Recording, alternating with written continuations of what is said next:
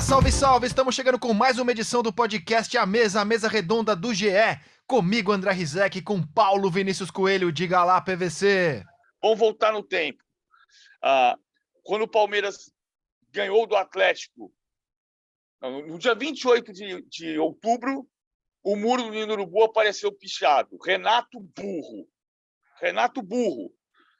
2 semanas antes, o Renato era o melhor início da história de um técnico no futebol brasileiro. Aí, 28 de outubro, porque perdeu para o Atlético Paranaense, Renato Burro. Queriam mandar o Renato embora. O Abel, no dia que perdeu para o Corinthians, foi dia 25 de setembro, dia 26, houve um manifesto da torcida Mancha Verde, que dizia pedia contagem regressiva para a queda do Abel Ferreira e do Maurício Gagliotti, presidente. Aí o Palmeiras seguiu numa toada de 7 jogos sem vencer, mas um desses 7 jogos, o terceiro, foi 1-1 com o Atlético Mineiro no Mineirão, que classificou o Palmeiras para a decisão da Libertadores. O Abel Ferreira, quando saiu o gol do Dudu, saiu comemorando, parecendo xingar, o Cícero de Souza o segurou, ele desabafou dizendo que estava apenas mandando o recado para o seu vizinho chato. 2 semanas depois, 10 dias depois, o Palmeiras perdeu de 4-2 para o Bragantino. O muro do Allianz Parque apareceu pichado com a frase: Abel, seu vizinho tem razão. Pô, pelo amor de Deus, cara, que coisa é essa? Assim, a cada 10 dias você tem uma mudança de humor nessa final da Libertadores. É a final da Libertadores mais bipolar da história. Então, assim, não tem como. Você já teve 3 favoritos. O Flamengo já é campeão, o Palmeiras já é campeão, o Flamengo já é campeão de novo, o Palmeiras já é campeão de novo, e a final é só dia 27.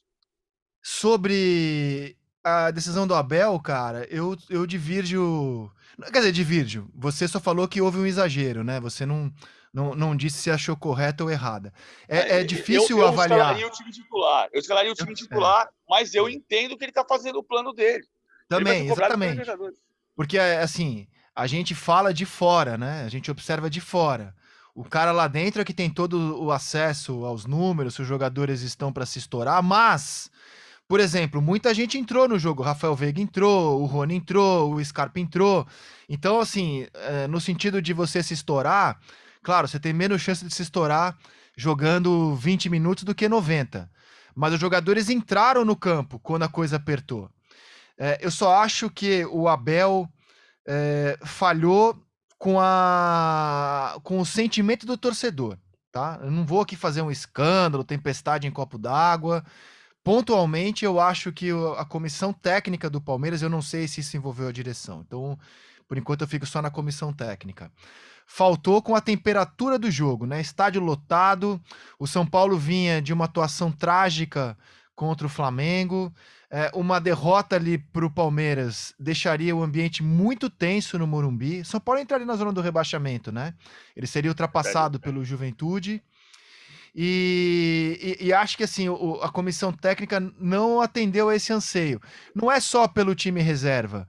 O time estava muito fraco em relação ao titular, né? O Matheus Fernandes, ali de meio armador. O Palmeiras sem o Veiga, sem o Scarpa, sem o Rony, ele cai muito.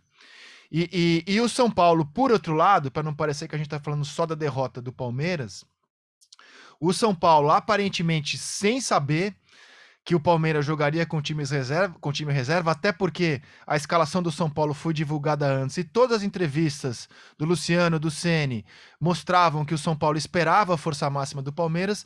O Rogério surpreendeu, veio com um time ousado, ofensivo, e o São Paulo fez um grande jogo. Liderado pelo Gabriel Sara, o São Paulo fez um grande jogo. E é curioso, PVC, como o time do São Paulo, que tem tido um futebol tão ruim quanto a colocação dele no Campeonato Brasileiro, tenha jogado bem os clássicos, né? Os melhores jogos do São Paulo com o Ceni foram na vitória contra o Corinthians e na vitória contra o Palmeiras. Então, nesses jogos, o São Paulo atendeu a temperatura necessária da rivalidade regional, para falar também de quem ganhou o jogo. Eu só acho assim, o Filipão, em 99, desrespeitou o sentimento da torcida em relação ao clássico Palmeiras e Corinthians. Eu acho que não, cara. Aquela final de Paulista, você acha que o Palmeirense estava tão empolgado para jogar aquela final do Paulista? Ninguém queria perder de 3-0 do Corinthians. Ninguém nunca quer perder de 3-0 do Corinthians. Aqui, sabe o que acontece com a temperatura? Estão falando de temperatura. A temperatura 22 anos depois é outra.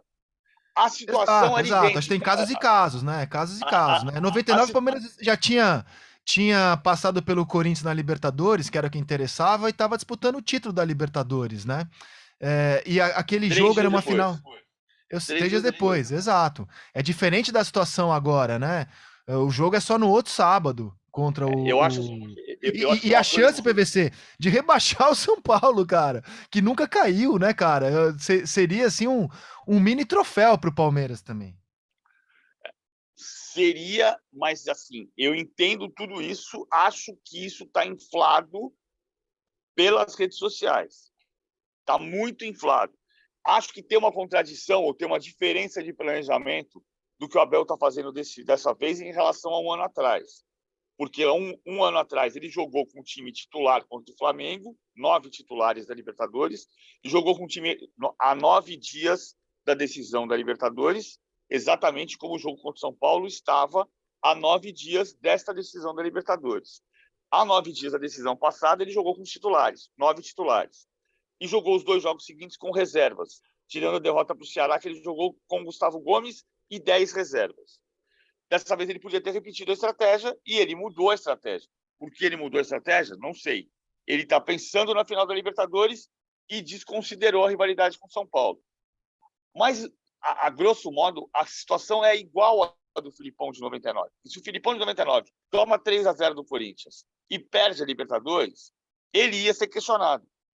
E se ele ganha a Libertadores, se o Abel ganha a Libertadores dia 27, ele deixa de ser questionado.